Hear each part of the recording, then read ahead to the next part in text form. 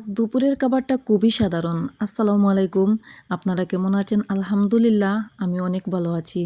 আমার শাশুড়িমা আমাকে এই শাকগুলা ভালোবেসে এনে দিয়েছে। ভাবলাম শাকগুলা কেটে ফেলি। আমি এই শাকগুলা কাটতে পারি না। তো অনেক কষ্ট করে কেটে নিয়েছি। কচি না হলে এই শাকগুলা ভালো হয় না রান্না করতে। তো আমি মোটামুটি কেটে নিয়েছি। আর কোনো কিছু মনোযোগ দিয়ে রান্না করলে অনেক ভালো হয়। তো আমি এই শাকগুলা খুব মনোযোগ দিয়ে রান্না করতেছি।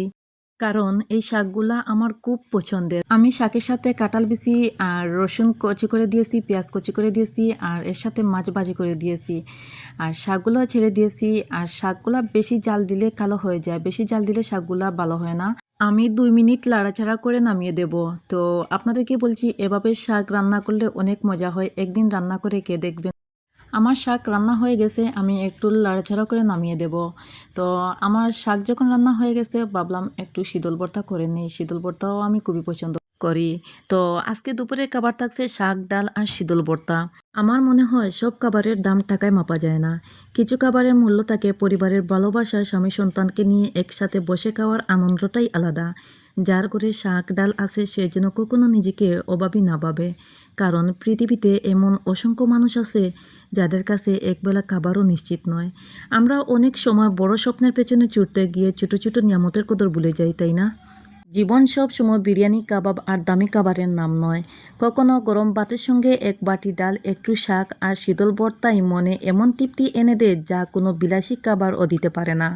তাই আজকের এই সাধারণ দুপুরের খাবারের জন্য আল্লাহর কাছে কৃতজ্ঞ। যার কৃতজ্ঞ হৃদয় সে সবচেয়ে ধনী হৃদয়। মনে রাখবেন, সুখ মানে বেশি পাওয়া নয়, যা আছে সেটাকে ভালোবেসে গ্রহণ করতে শেখা। অভাব নয়, কৃতজ্ঞতাই মানুষের সবচেয়ে বড় দারিদ্র্য। আর কৃতজ্ঞ মানুষ অল্প খাবারে পরিপূর্ণ সুখ খুঁজে পায়। আলহামদুলিল্লাহ, আজকের এই সাধারণ খাবারটুকুর জন্য মহান আল্লাহর কাছে লাখো শুক্রিয়া। কারণ জীবনের সত্যিটা হলো সুখ সব সময় দামি খাবারে থাকে না। ভালোবাসা আর শান্তি থাকলে এই ডাল রাজকীয় খাবারের মতো লাগে। খাবার যতই সাধারণ হোক, যদি তা আন্তরিকতা দিয়ে পরিবেশন করা হয় তাহলে সেটা হয়ে ওঠে সবচেয়ে সুস্বাদু। মনে রাখবেন, হালাল উপার্জন, কৃতজ্ঞতা আর পরিবারের ভালোবাসা একটি ঘরকে সুখের ঠিকানা পরিণত করে। তাই আমার যা আছে, যা পড়ছি, যা খাইছি, সব কিছু আল্লাহর কাছে শুকরিয়া আদায় করছি। এই যে দেখছেন না, আমি 1 প্লেট সাদা ভাত নিয়েছি আর 2টা ভাজা মরিচ নিয়েছি, 1 পিস লেবু নিয়েছি আর একটু শীতল ভর্তা নেব আর বাটিতে আছে ডাল, ডালও নেব।